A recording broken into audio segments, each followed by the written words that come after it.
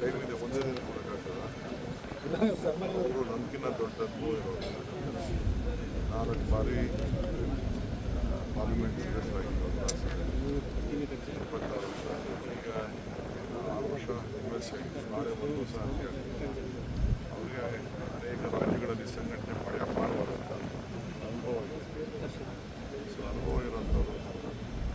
ಅವರಿಗೆ ಖಂಡಿತ ಅವರಿಗೆಲ್ಲ ತಂತ್ರ ಪಕ್ಷದ ಎಲ್ಲ ಒಟ್ಟಿಗೆ ಸೇರಿ ಕೆಲಸ ಮಾಡ್ತಾರೆ. ಸಚಿವ ಸಂಪುಟದಲ್ಲಿ ಮಹಿಳೆಯರಿಗೆ ಅವಕಾಶ ಕೊಟ್ಟಿಲ್ಲ ಅನ್ನೋದು ಬಿಜೆಪಿಯವರು ಸ್ವಲ್ಪ ಆರೋಪಗಳನ್ನ ಮಾಡ್ತಾ ಇದ್ದಾರೆ. ಮಹಿಳೆಯರು ಕಡೆಗಣಿಸಿದ್ದಾರೆ.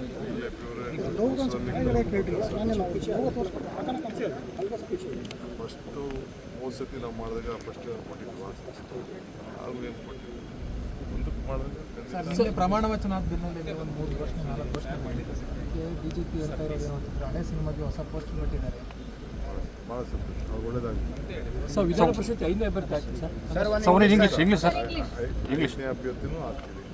5 ಕ್ಯಾಂಡಿಡೇಟ್ಸ್ ನಾವು ಅನೌನ್ಸ್ ಮಾಡ್ತೀವಿ. ನಾಳೆ ಒಂದು ಅನೌನ್ಸ್ ಮಾಡ್ತೀವಿ ಸರ್.